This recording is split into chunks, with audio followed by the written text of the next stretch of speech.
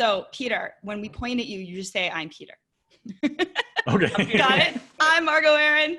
I'm Hillary Weiss. I'm sorry. Let's start over. One more time. It's okay. This happens every time. We should probably have gone over that. Sorry.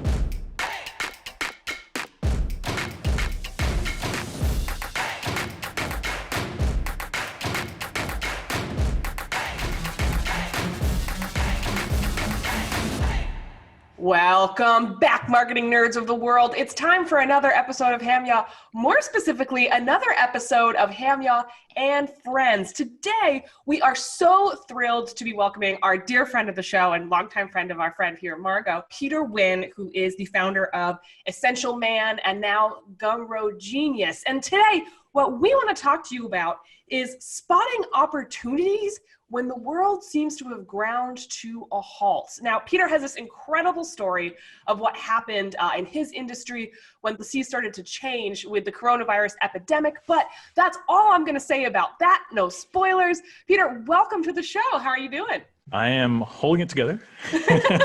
So say we all. So for everyone who is unfamiliar, the like four of you who haven't heard of Essential Man yet, Peter is a personal stylist. He also is a designer and brilliant. Just go follow him on Instagram right now.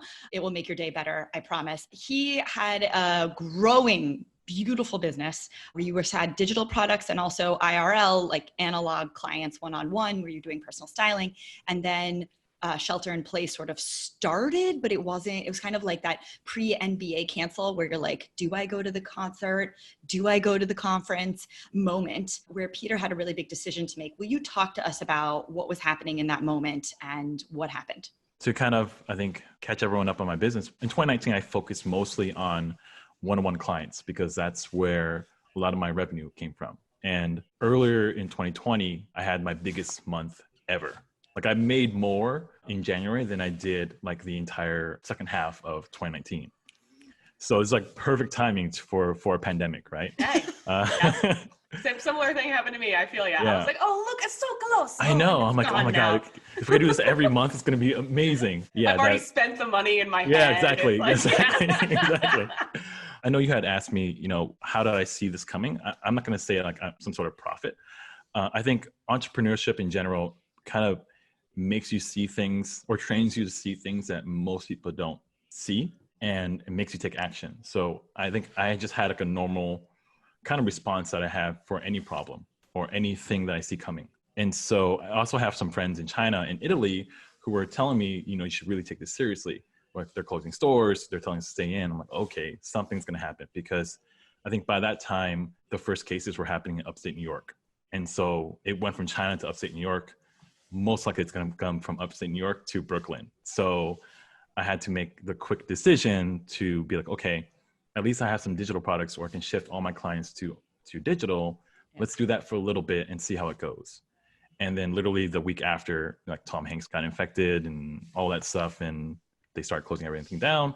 I think just the bias towards action kind of made it seem like I was ahead of the curve, but it's just sort of like the natural state that I think a lot of us operate on. I think you're not giving yourself enough credit, but yes. I'm with Mario here. You guys, to give you some context, I mean, people were still going like, what should we do? What's happening? And Peter was like, across the board, I've decided that it's dangerous for my clients. It's dangerous for me. I think it's also a brand decision. It's not just the bias toward action, which I do think is a really important thing I want to talk about. But I think being able to make a brand decision that I want to be the type of company that treats my customers like this. And we've talked a lot about being fiduciaries to your tribe. And I think that is a really amazing way that you were able to do that. And I also imagine that it was a huge loss. I mean, that had to have been a hit. Oh, for sure. Personally as well, just in your heart. Yeah, I mean, because as much as I love working with clients all over the world, like one-on-one, like in person, seeing their like faces change when we go shopping and things like that, and being able to walk them through like the whole process of transforming themselves, you can't compare it. Yeah. And so, and obviously too, like the revenue it's a huge difference between my virtual clients and my in-person clients. That was really hard to kind of take when I kind of hit send on that email. I was actually going to ask you that question. Hopefully, if we touched on this earlier in the episode, forgive me, but you intentionally shut down all of your contracts, correct, for Essential Man? Yeah, so I moved all my in-person clients to online. So I usually work with clients for a season. And so I basically said, hey, I'll work with you for the entire year, no extra charge. And that kind of continues for any clients that are signing on right now. And then anyone that didn't want that, I offered to refund their money if they wanted to. Luckily, they all said, I'm down to stay on. So nice. Awesome. Yeah, I was actually wondering about that because you did it kind of earlier in the game. Where did you get pushback from clients being like, no, this isn't real. Yeah. Like this virus, like I can ignore it and push it off, and like having to hold strong in that situation. Like I can't even imagine being like, no, take your money back. Yeah. You know, I think one of the things that what I see a lot of companies doing wrong is they're speaking to their customers as if they're like faceless. Right? Whereas like, I'm like, hey, I don't know what's going on. If you want your money back, I'm cool with that. If you want to hang out online, I can help you that. And if things change, we can just kind of roll with the punches. And I think that's like a normal response that people want.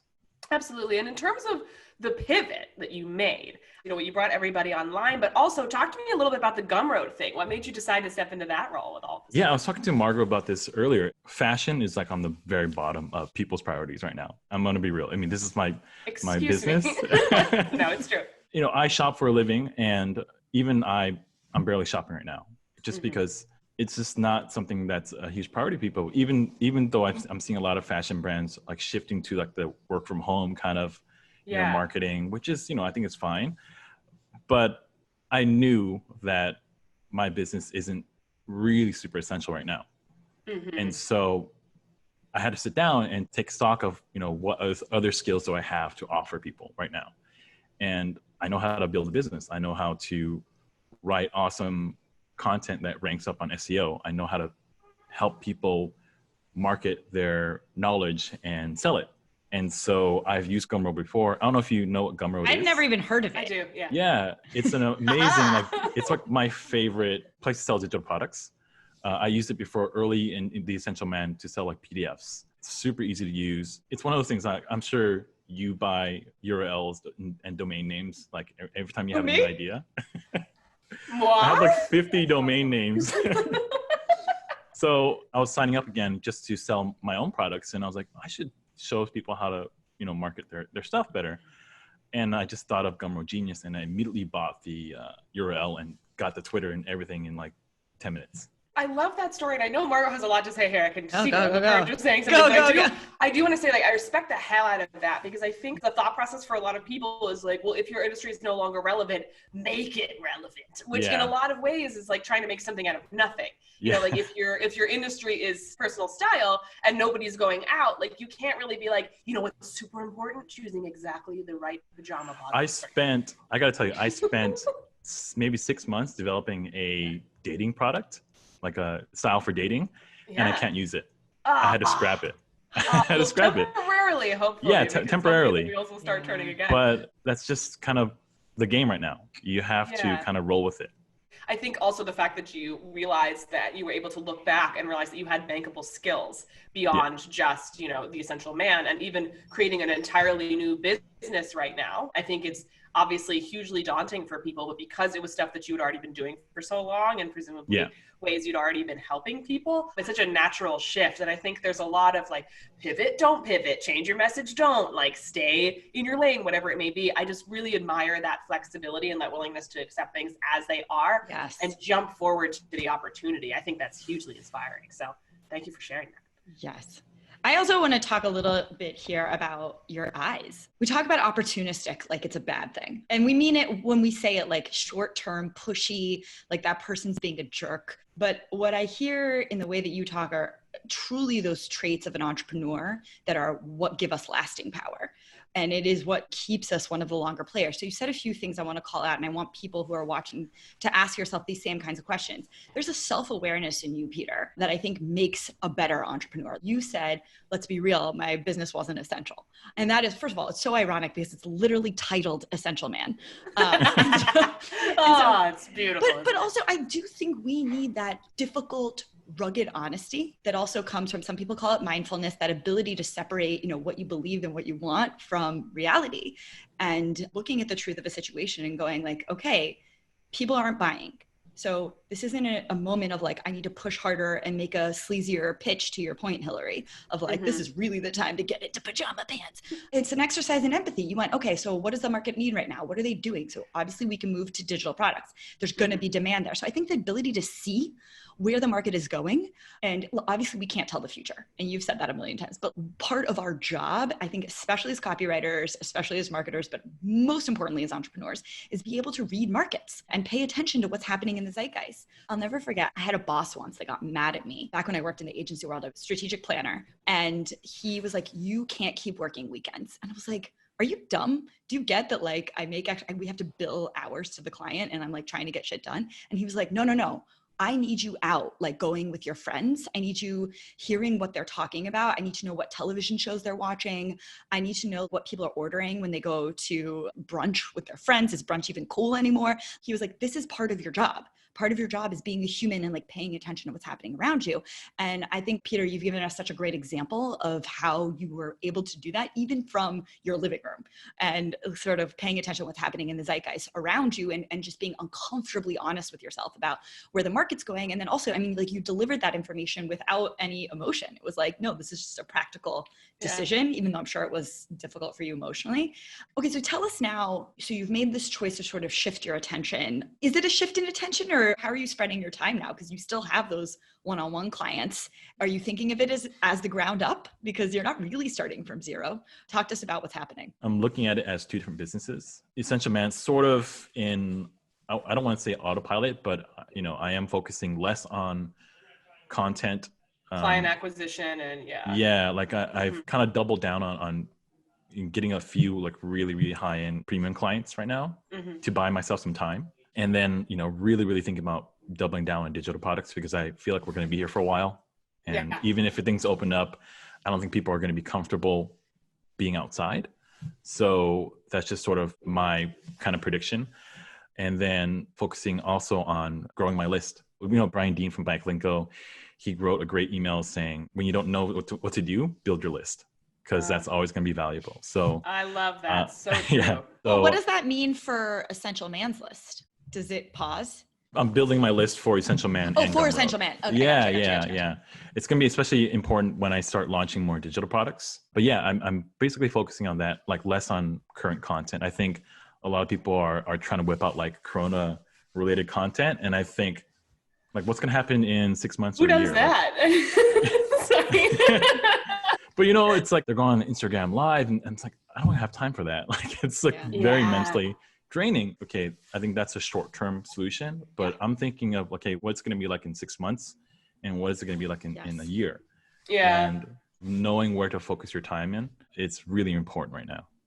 Yeah. I think it's also seeing the market as it is, as in worst case scenarios. I think maybe where businesses are running into problems right now, it's just like, oh, it'll be fine by June. Oh, it'll be fine by September. Oh, and we just don't know. And if you sort of prepare for everything to be changed for a while and you accept that reality, you can kind of move through that more easily and also maybe enjoy the process a little bit more, because you're not just constantly checking your watch and hoping kind of the next phase is going to be done or that shift that you're banking on is going to happen. I think the freedom that comes from doing something like you're doing, which is essentially creating an entirely new business for the market as it is. And as exhausting as that is, like, I mean, I have no doubt there's a ton of potential there. And it might be also fun, a great sort of creative outlet for this whole kind of era. So you're not sort of calculating at the end of every night how much money you have to last through the month. You're creating something totally new. Yeah, I was telling Margot earlier that like the Essential Man isn't a place for me to talk about business. And I love talking about business. And so to create another outlet where it makes sense now, a lot of people in my industry, they'll do like income reports and blogging tips. And like, my readers don't care about that shit. That's not for them. Like, understanding your audience, my readers want to know how to look better for a date or whatever. And so all that business stuff kind of flies over the head. But now it makes sense for me to talk about it because I spent the last 5 years building this business that has been doing awesome. Now it's okay for me to talk about that. And that's what I was telling Margot. It's like, there are no rules right now. Yeah. There are no rules. There's a really great on the interwebs. One of my favorite restaurants, not my favorite, I want to go, that's on my list, called Alenia in Chicago. Do you know that place? No. It's one of the hardest restaurants to get into. It's a Michelin star, 3-star. It's amazing. They started doing delivery, and they've been killing it. The owners were like, I never thought this would happen, but we're doing delivery and they're killing it right now. So the fact that Alenia is doing delivery, to me, means there's no rules on what you can do. I'm in Akimbo's creatives workshop, and there's a whole section on genre, sort of defining what genre you're in so you know how it works. And one of the things I think of when I think of like a Michelin star restaurant, you think of genre, you think of white glove service, you think of attentiveness, you think of personalization, you think of like all of the things you've ever heard those famous chefs talking about. And this puts them in a new genre. And I feel like that's actually what we mean when we say opportunism, or like being able to spot opportunities. What gives you that lasting power is that ability to assess the market and go, okay, what we're doing doesn't work right now. So I want to will it into the world, but now we're going to have to pivot, or we're going to have to shift our strategy a little to get something to go. So Peter, tell us what Gumroad Genius is to that end. Like, how is it takeout?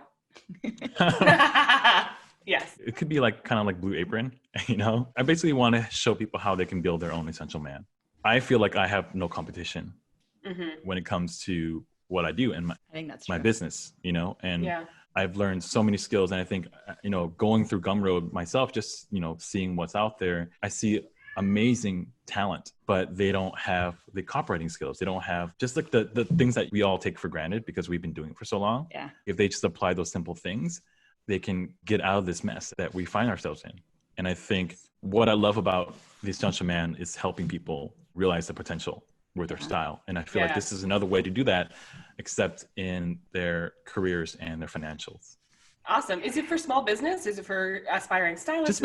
Anyone that has a digital product, I'm working with them to find a brand, understand copywriting, sales pages, sales launches, all that fun stuff that we find, like us nerds find fun. I want them to get excited about it too.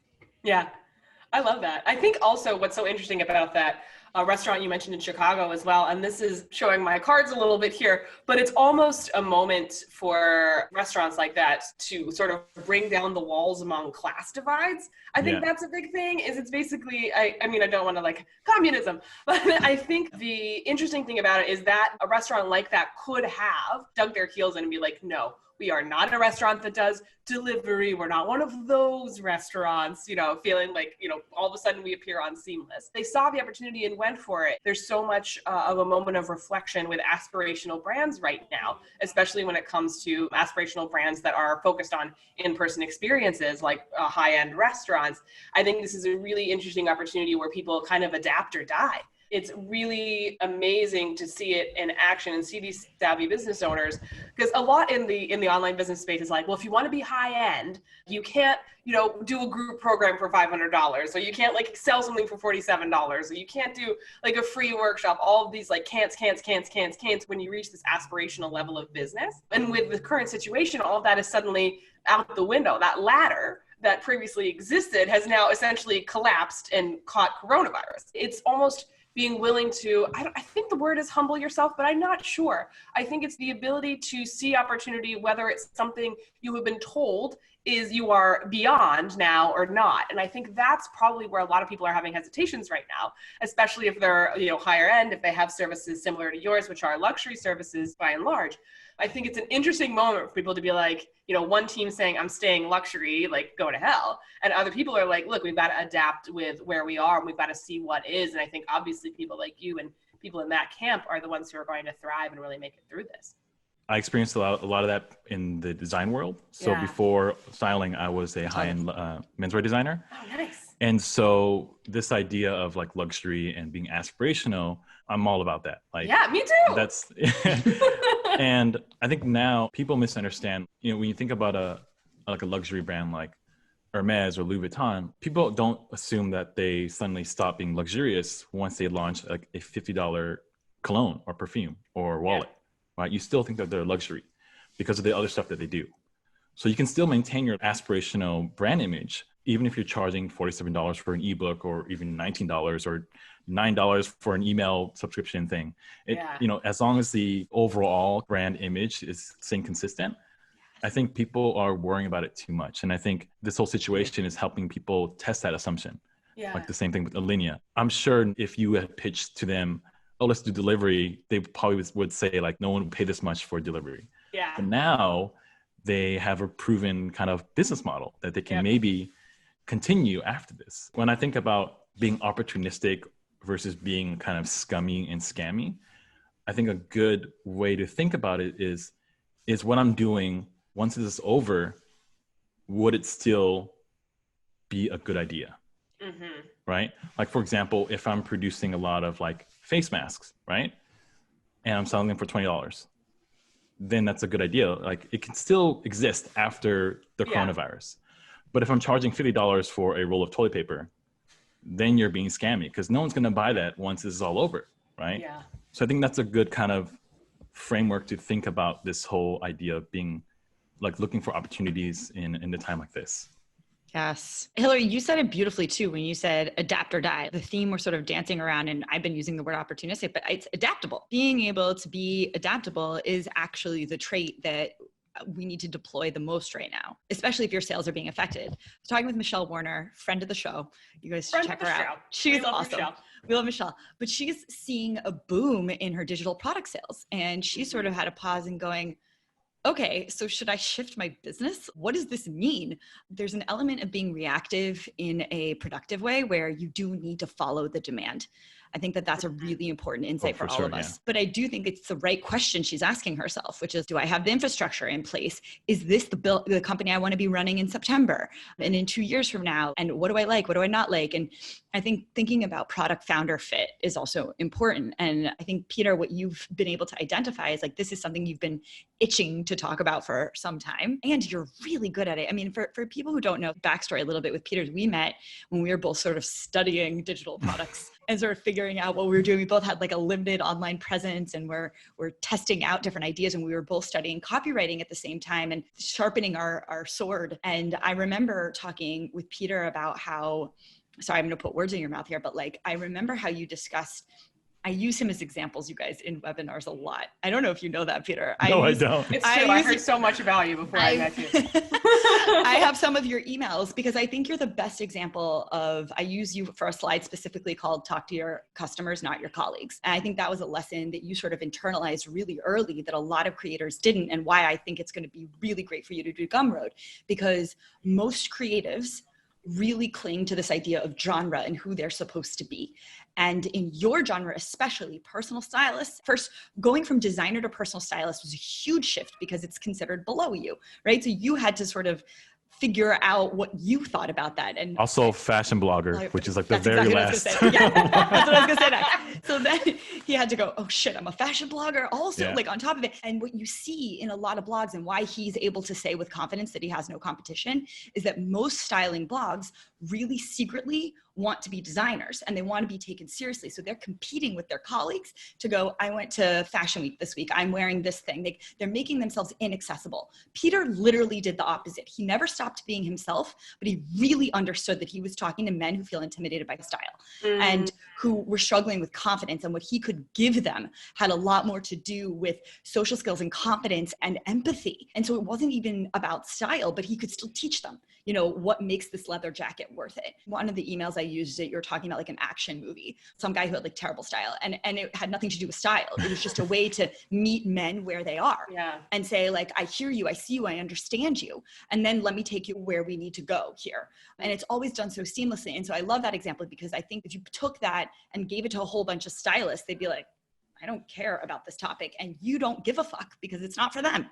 You have a very, very clear idea of who it's for. And I think that's what makes it so powerful. And I think that's why you're the right person to teach this, because you do understand that you can have creative integrity and you can care about your art and you can care about your products, but you understand how to have empathy for your market and really see them for who they are. And now is a time where you can teach people those skills of, okay, you can still be this, I don't know, you create bandanas. What do we know about someone who buys bandanas? Why do they buy bandanas? Why do they care about bandanas? What is this really about? And give them the skills that design school and art school and like none of our schools really taught us when we were talking about the content knowledge that we have. Anyway, I'm really excited to hear you talk more about this. Tell me how it's percolating for you. What got exciting for you about teaching these things? I just want people to get their first sale or make their first like big week, because I know how game changing that is for your life.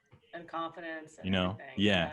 Because then it's like there's possibility. It's so on brand for you. You know, I think also you're demonstrating with this product and with just the way you behave to your clients. Like this is what actually empathy in action is. It's not like, hey, how are you doing today? I'm sorry you're not feeling well. Like it's like, have you seen that meme where it's like Toyota commercials before Corona? Toyota commercials after Corona. These are trying and troubling times. We're here for you.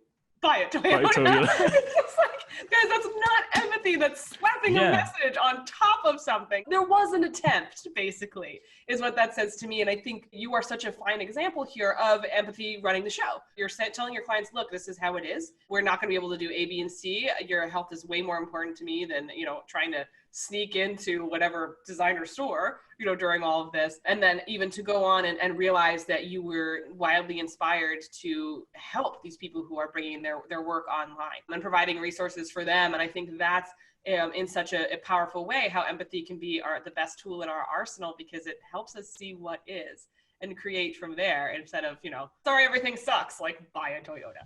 Is that how you feel in terms of how empathy plays a part in your business? Yeah, I think it's such a hard, because I think, like you were saying too, when people think empathy, they think they need to get touchy-feely. Yeah. Which is totally not the case, right? For me, it's just understanding what someone else is thinking and feeling and what's important to them right now. And I think for a lot of my clients, like clothes sort of has, some sort of importance in their life, but most people are worried about money. Most people are worried about their future, right? And if you have those skills, if you have a skill that can help people right now, I think it's almost your duty to bring that into life and offer it to them. And that sounds opportunistic or can sound kind of sleazy, like offer it to them, right?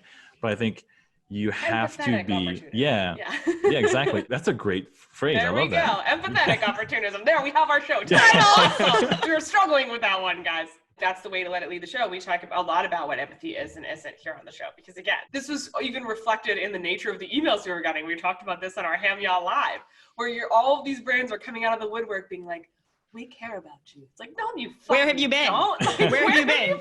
How did you get my email address, fucker? Exactly. Who are you? We haven't interacted since 2014. Like, what is going on? There was such a rapid fire revulsion among consumers of that kind of behavior. The mimicry and the pretending of it all is really overwhelming consumers. And I think, again, your approach, this empathetic opportunism, that's what is not the need in the market. I think that's equally as important as what is the need in the market. And I think you're just such an amazing example of that. But I also want to ask you, since you've already yelled at some people by default, are there any brands you see doing it really wrong or really right? We don't have to make enemies.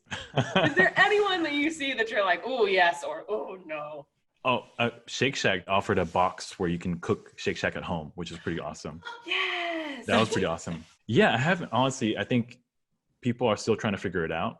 I think in my space, I'm seeing a lot of really fun marketing with brands in terms of like, here's your outfit for your Zoom call and things like that. I think that's pretty fun. And that's kind of real. And a lot of it's like business on top. And I call it like the Zoom mullet, where it's like business on top mullet. And like, yeah. And like, I'm not wearing leggings. I'm wearing jeans right now. I'm fancy. We did a whole, I had a pop-up podcast called That's Quarantainment about quarantine. We did a whole episode dedicated to the business mullet. So I hear you. I've been seeing a lot of like Zoom meetups and classes, which is awesome. I think a lot of brands where like the product is physical or they have physical stores, it's tough. How do you pivot like a car company? I don't know. Or travel company. Like I have friends that like have amazing travel blogs. They don't know what to do. So it's just a tough time for certain, genres right now.